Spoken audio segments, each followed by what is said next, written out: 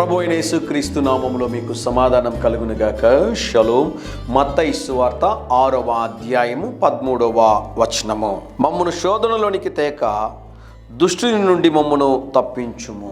మీరు శోధనలో ప్రవేశింపకుండునట్లుగా మెలకువగా ఉండి ప్రార్థించుడి. ప్రార్థన చాలా ప్రాముఖ్యమైనదండి.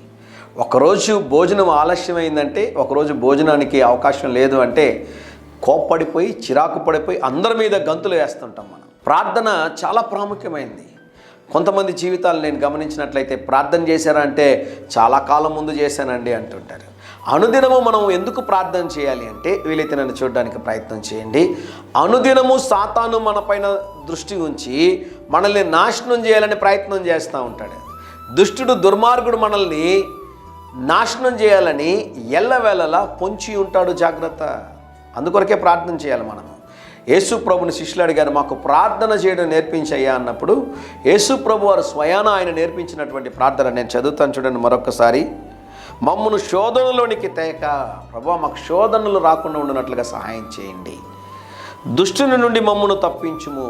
దుష్టుడు, దుర్మార్గుడు మా బిడ్డలను ముట్టకుండానట్లుగా, నా కుటుంబాన్ని ముట్టకుండానట్లుగా, మా ఆరోగ్యమును ముట్టకుండానట్లుగా, మా యొక్క బిజినెస్ని దుష్టుడు, దుర్మార్గుడు ముట్టకుండానట్లుగా ప్రభువా మీ కృప, మీ కనికరం, మీ కాపుదల మాకు తోడుగా ఉంచండి ప్రభు అని మనం ప్రార్థన చేయాలి.